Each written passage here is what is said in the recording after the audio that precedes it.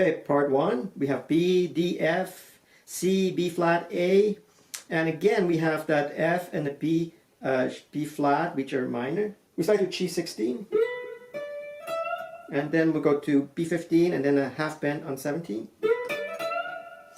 Then we'll do a pull off and a hammer on, 15, 13, 15.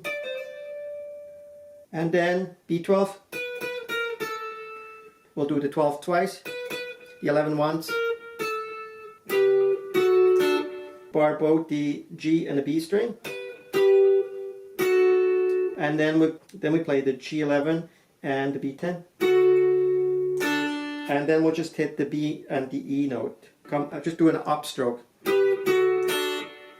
and then to end it, okay, we do E9, E7, and a B7.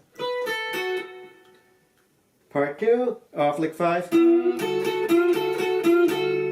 We do a full bend on a G9, and then followed by the 7B and E string. Then we'll do a bend again, twice again, and another one.